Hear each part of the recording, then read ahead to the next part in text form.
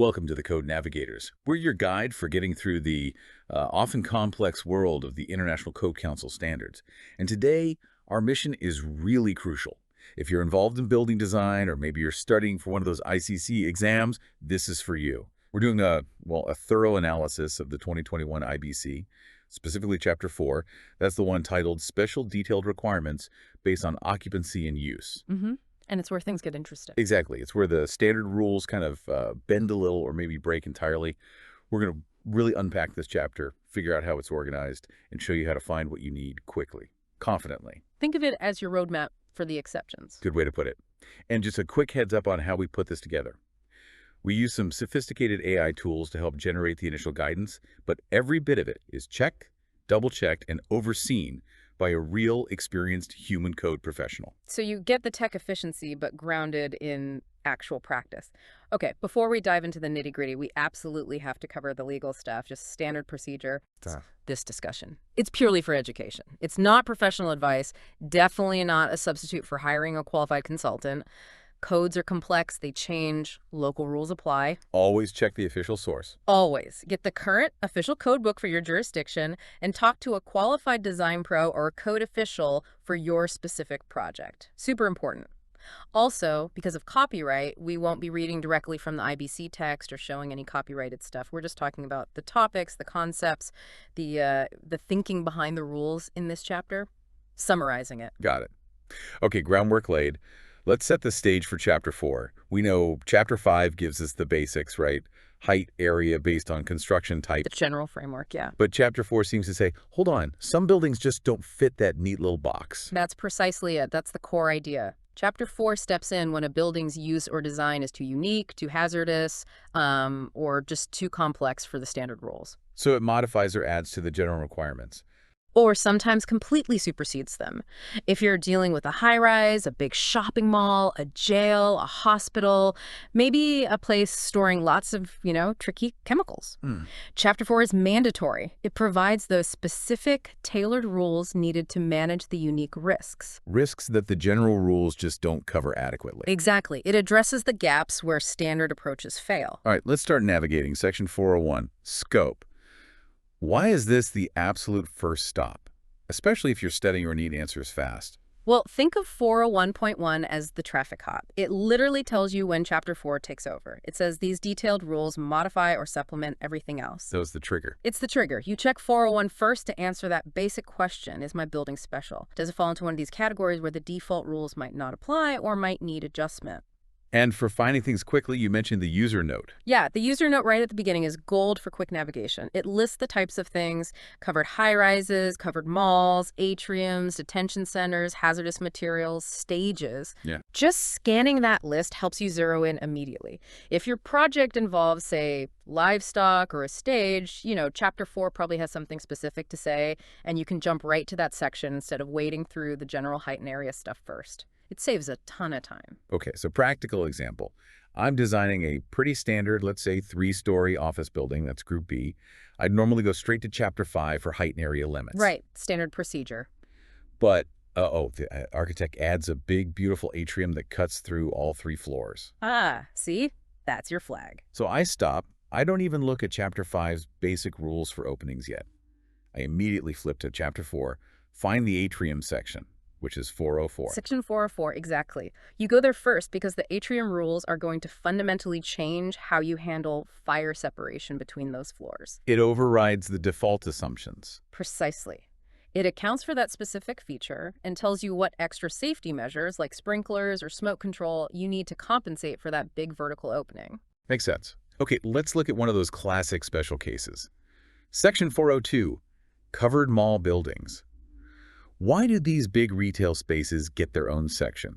What makes a covered mall different from, say, just a large shopping center? It really comes down to that huge, undivided common area, the mall proper, that central walkway connecting all the stores.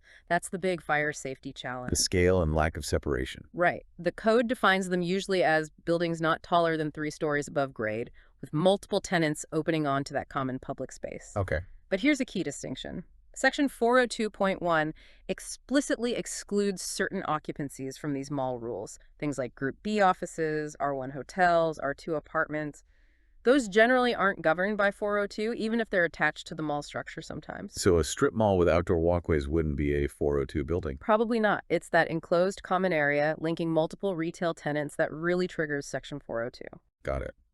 That makes sense from a fire spread perspective. Yeah. Okay, let's talk about two critical concepts here. The open mall building perimeter line in 402.1.1 and the open space requirement in 402.2.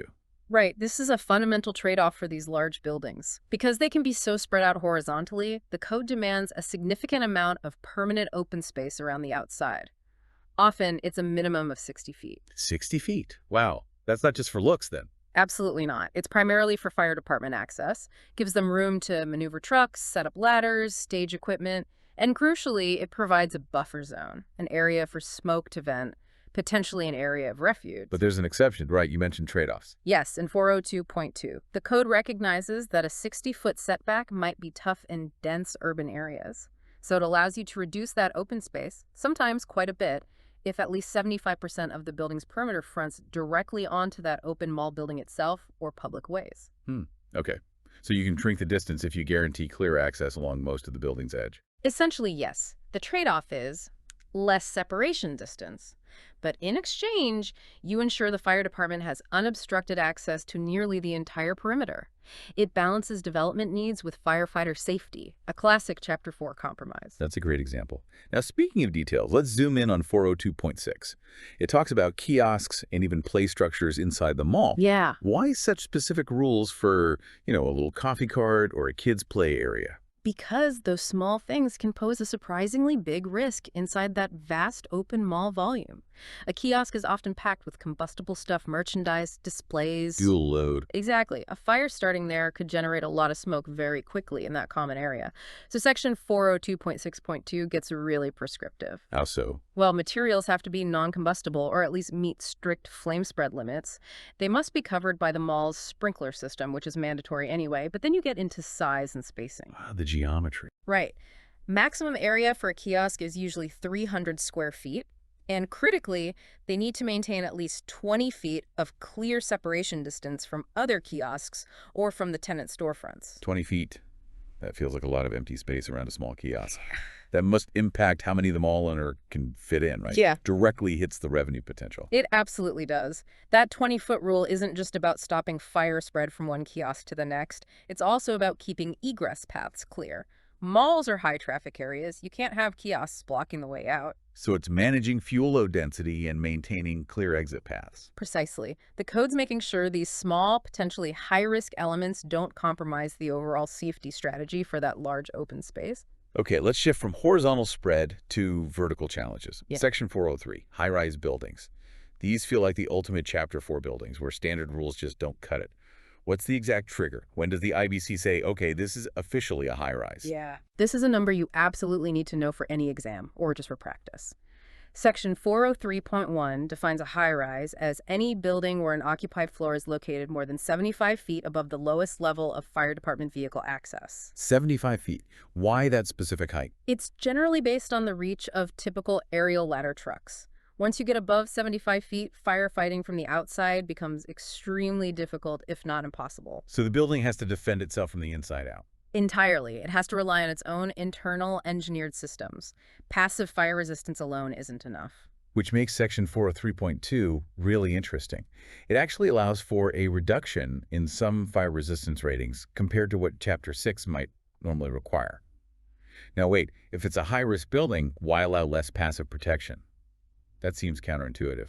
It does at first glance, doesn't it? But it's not about taking more risk. It's a calculated trade-off. It's one of the big philosophical shifts in Chapter 4. Okay, explain the trade-off. Think about it.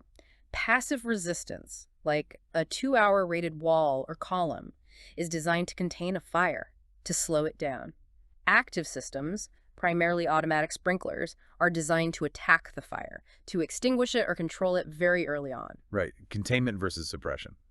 Exactly. So in a high-rise, the code says, okay, we will allow you to potentially reduce the rating on, say, your structural frame from maybe 3 hours down to 2 hours, but only if the entire building is protected by a highly reliable, fully supervised automatic sprinkler system. Ah, so it's banking on the sprinklers working. Heavily. The logic is that a fully sprinklered building, where the system is designed to activate quickly and effectively, provides a higher overall level of safety than just relying on passive containment alone, especially at those heights. The sprinkler should control the fire long before it seriously challenges the structure, even with that slightly reduced rating. That makes sense, but it puts immense pressure on those systems to be absolutely reliable if the sprinklers fail. The whole strategy collapses, which leads directly to the next critical requirement: standby and emergency power systems under 403.4. These aren't optional, they're fundamental. Because if the main power goes out during a fire, You're in deep trouble. You need power for evacuation for firefighter operations. Section 403.4.4 lists the absolute must-haves that need backup power. what's on that list? It's all the life safety essentials. Egress lighting, so people can see their way out. Exit signs. The emergency voice alarm communication system that's crucial for giving instructions in a large building. Okay. Fire detection and alarm systems, obviously. Any electrically powered fire pumps, because you need water pressure for the sprinklers and standpipes. And very importantly, all the power and lighting for the fire command center. The nerve center for the fire department's response. Right. That room needs to be fully operational. Basically, the emergency power ensures that all the systems needed for detection, alarm, communication, evacuation, and initial firefighting efforts keep working even if the grid fails. The high-rise has to function as a self-sufficient safety bubble during an emergency. Okay, let's look at another feature that inherently clashes with standard code principles. Section 404, atriums. Architecturally, they're often stunning, open, vertical spaces. But code-wise, they blow a hole right through floor-to-floor fire separation. They absolutely do. An atrium is basically a planned violation of compartmentalization. You're intentionally connecting multiple floors. So how does Chapter 4 deal with this? You can't just ignore that opening. You definitely can't. Yeah. Section 404.2 says those vertical openings must be protected. And that protection typically comes in the form of two mandatory compensating features working together. Which are? First, an automatic sprinkler system is required throughout the entire atrium space and the adjacent connected areas, per 404.3. That's non-negotiable. Okay, sprinklers. What's the second piece? The second, and arguably more complex piece, is a smoke control system required by 404.4. Smoke control. Not just fire suppression, but managing the smoke itself. Exactly, because in a tall, open atrium, smoke from a fire on a lower level can fill the entire volume very quickly, making upper floors uninhabitable and blocking egress paths.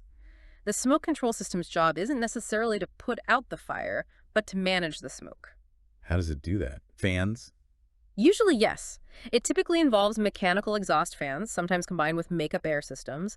The goal is to either exhaust the smoke out of the building or maintain the smoke layer at a high level, well above where people are trying to evacuate, for a specific period of time. So it buys time for people to get out. It buys critical evacuation time. Without a properly engineered smoke control system, most atriums simply wouldn't be permitted under the IBC. Now, architects love glass. They don't want to enclose their beautiful atrium with solid, fire-rated walls. Is there any wiggle room there? Yeah. Any exceptions? Yes. The classic architecture versus fire code conflict. Section 404.6 has a crucial exception, Exception 1, that addresses this directly. Okay, what does it allow? It allows you to use a non-rated glass wall to enclose the atrium instead of a standard fire barrier, but under very specific conditions. What conditions? The glass itself has to be protected by closely spaced automatic sprinklers located right next to the glass. Typically, the heads need to be positioned 6 to 12 inches away from the glass surface. So sprinklers spray on the glass. They're designed to wet the entire glass surface upon activation.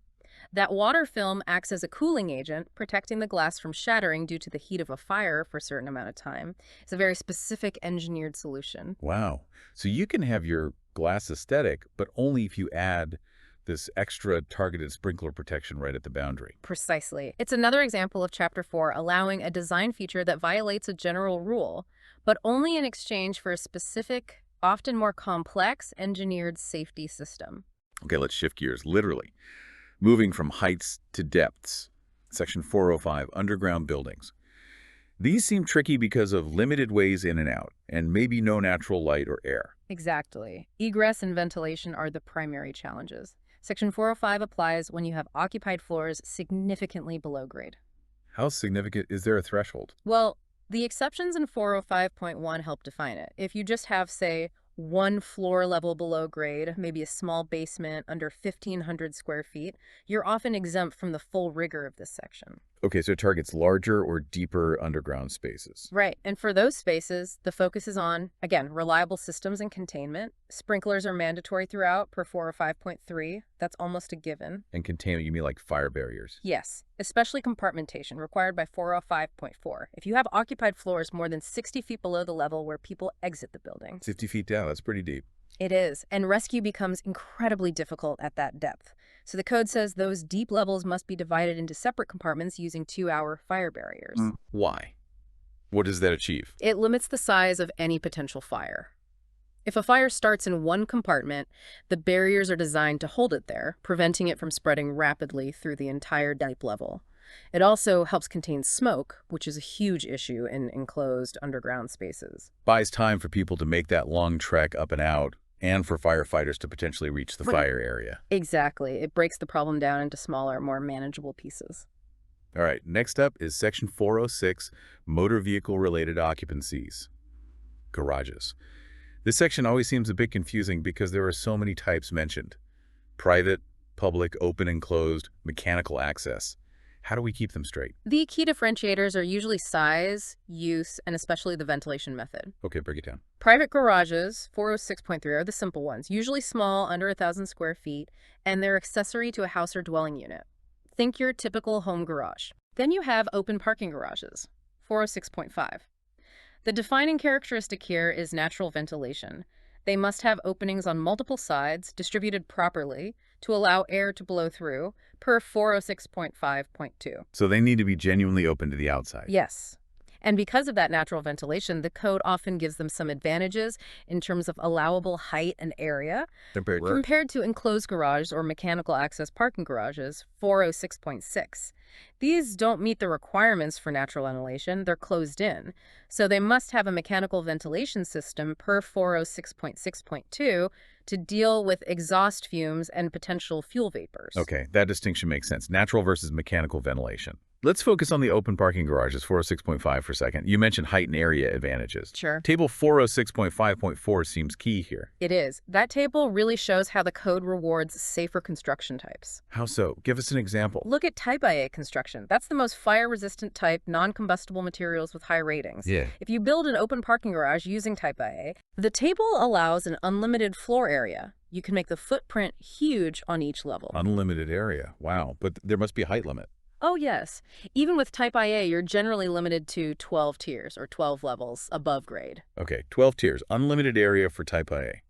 What if you use a slightly less robust construction, say Type IA, still non-combustible, but lower fire ratings? Good question. Now look at Type IA in the table. The height limit is still 12 tiers, but the area per floor is now capped. It's restricted to 50,000 square feet per floor. Ah, okay, so the code is directly linking the construction's fire resistance to the allowable horizontal spread. Exactly. It's saying if you invest more in passive fire resistance, Type IA, we'll let you build bigger horizontally. If you choose a slightly less expensive, less resistant construction, Type IA, we need to limit the potential size of a fire by capping the floor area. It's a direct relationship. Makes sense. Now, moving from just parking to actually working on cars. Repair garages, 406.8. These seem inherently more hazardous: fuel, oil, sparks. Much higher hazard level, yes. Open fuel sources, flammable liquids, welding, grinding. Lots of potential ignition sources mixed with fuel. So what's a key safety system the code demands here? Because of the risk of flammable vapors building up, especially from gasoline or solvents, Section 406.8.2 mandates a gas detection system. Just a detector that beeps. Oh, much more than that. It has to be an integrated system with specific automatic actions. If the detectors sense a dangerous concentration of flammable vapors, What happens? several things must happen immediately and automatically.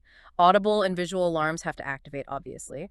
Any potential ignition sources within that space, like gas-fired heaters, must be deactivated. Cuts off the spark. Right. And simultaneously, the garage's mechanical ventilation system has to kick into high gear to try and dissipate those vapors. So it detects, warns, removes ignition, and ventilates. All automatically. Yes. And there's another layer. If the detection system itself fails, it has to send a distinct trouble signal. The system has to be constantly monitored for functionality. It's designed for immediate automatic hazard mitigation, not just detection. All right, we've reached what feels like the real heart of Chapter 4's complexity, hazardous materials, or HM sections 414 and 415. This is where the code isn't just managing space, it's managing chemistry and quantity. How does it even begin to approach that? The entire strategy really hinges on two core concepts working together: the control area, defined in 414.2, and the maximum allowable quantity, or MAQ. Okay, what's a control area? Think of it as a designated room or space specifically built to contain hazardous materials. It has to be separated from the rest of the building by fire-rated construction walls, floors, ceilings. It's like a safety deposit box for hazardous stuff within the building. That's you to compartmentalize the hazard. Exactly. That's the first step. Then, Section 414.2.2 points you to the all-important Table 414.2.2.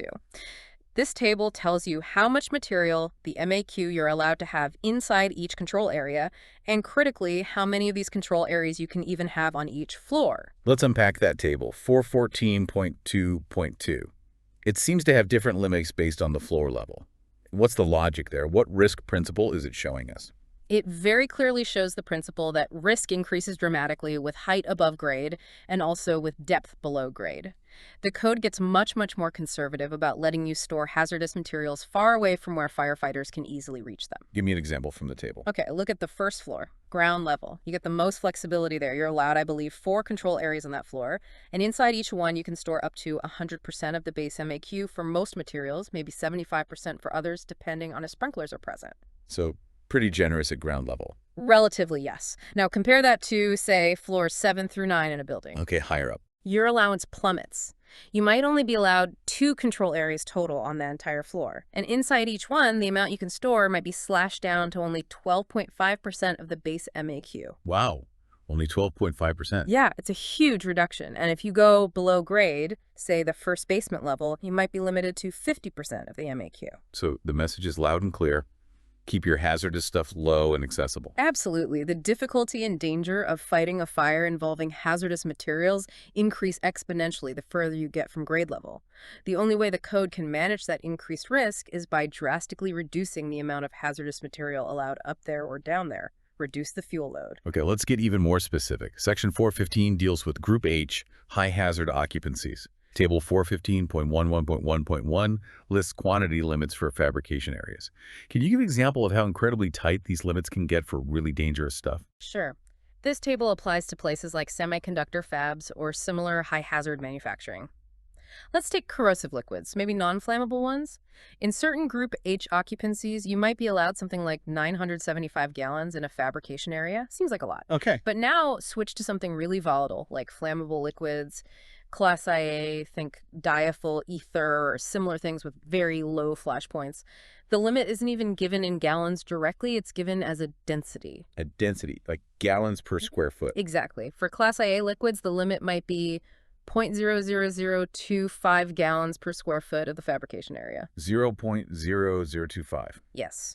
So if you have a 1,000 square foot lab or fab area, your total limit for all Class IA flammable liquids in that entire space is only 2.5 gallons. 2.5 gallons, that's nothing. It's incredibly restrictive. It tells you the code isn't thinking about bulk storage here. It's managing the immediate operational risk at the point of use. It's trying to prevent even a small spill or fire involving these highly volatile materials from becoming an uncontrollable disaster.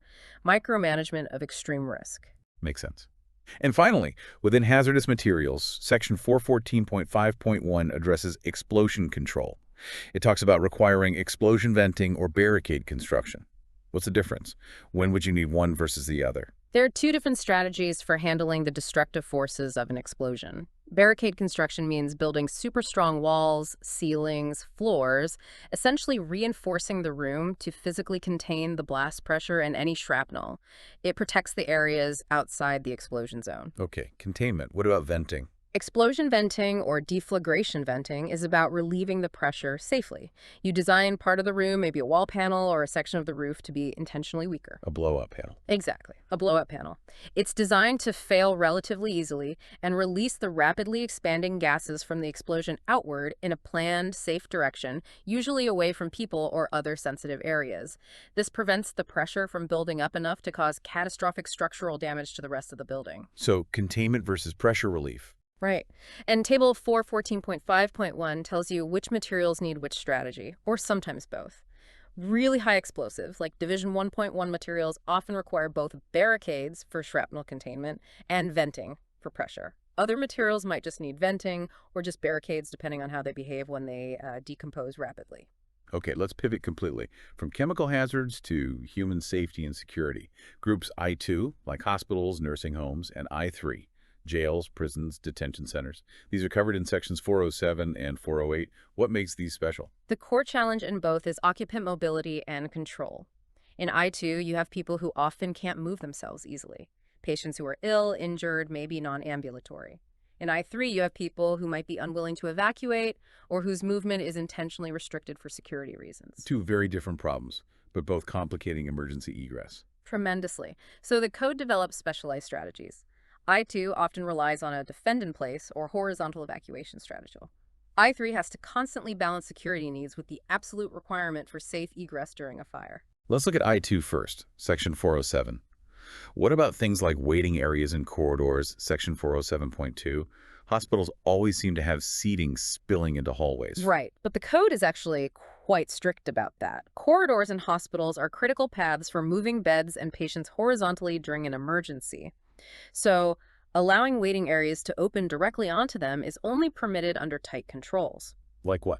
The waiting area usually has to be separated from patient sleeping rooms, equipped with automatic fire detection, and sometimes limited in size.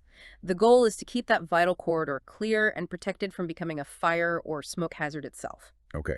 And a really key concept in I2 seems to be the use of smoke barriers in section 407.5. How is a smoke barrier different from a standard fire barrier, and why is it so important here? This is fundamental to how hospitals are designed for fire safety. A typical fire barrier might need a 1-hour or 2-hour rating. Its main job is to stop the flames and heat for a significant period, compartmentalizing the fire itself. A smoke barrier, on the other hand, usually only needs about a 20-minute rating, but its primary job is to stop the movement of smoke. It needs to seal openings tightly, often with special doors that close automatically. Why the focus on smoke? Because in places like hospitals or nursing homes, smoke is the biggest killer, and moving patients vertically downstairs is incredibly difficult or impossible.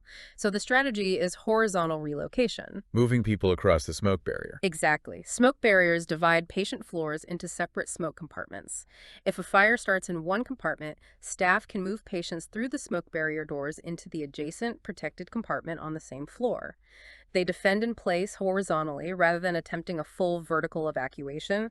Smoke barriers make that possible. That makes a lot of sense for that occupancy. Okay, now Group I3, jails and detention centers, section 408. Here, the conflict is security versus escape. The code must have rules about locked doors. Absolutely. The nightmare scenario is a fire where security locks trap people inside. So the code allows for locking, obviously, but imposes strict safety overrides. Like the remote release requirement in 408.4.1.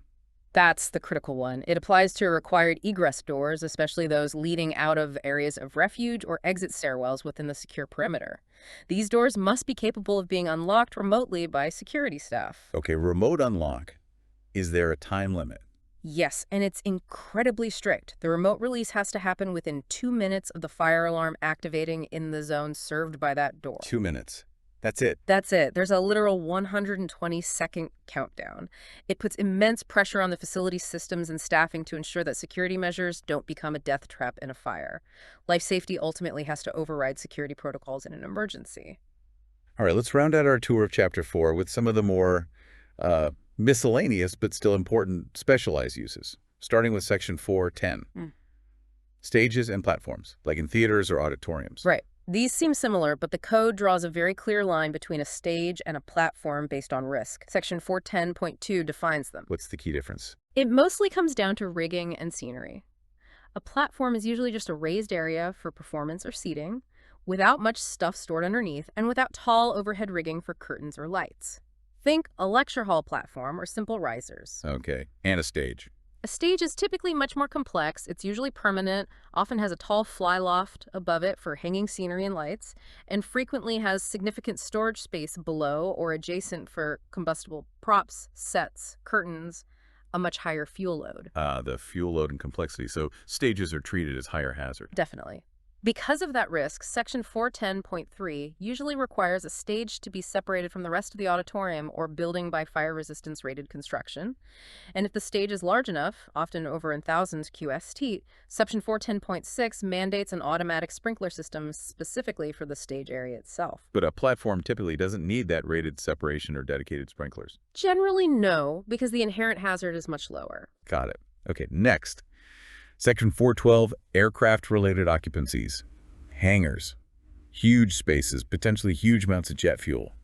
Seems like a massive fire challenge. It's an extreme challenge. Standard firefighting approaches often don't work. You have vast open areas, very high ceilings, and the potential for large, fast-spreading liquid fuel fires. So what does the code require? Two key things stand out. First, floor drainage, Section 412.3.3. Because you could have a massive fuel spill, the hangar floor has to be sloped and designed to drain any spilled fuel, and the fire suppression agent, often foam, safely away. To prevent the fire from spreading across the whole floor. Exactly, and to prevent contaminated runoff from getting into sewers or the environment. It usually drains to a special separator. Second, and most critical, is the fire suppression system itself, detailed in Table 412.3.6. What kind of systems are we talking about? Not just regular sprinklers. Rarely just standard sprinklers for large hangars. Table 412.3.6 specifies systems based on hangar size and construction type. You're often looking at high-expansion foam systems, foam water deluge systems, or other specialized water delivery systems designed specifically to handle large Class B flammable liquid fires. The water or foam demand can be enormous. Thousands of gallons per minute, potentially. Easily. It's a brute force approach needed for that scale of hazard. And what about putting helicopters on roofs?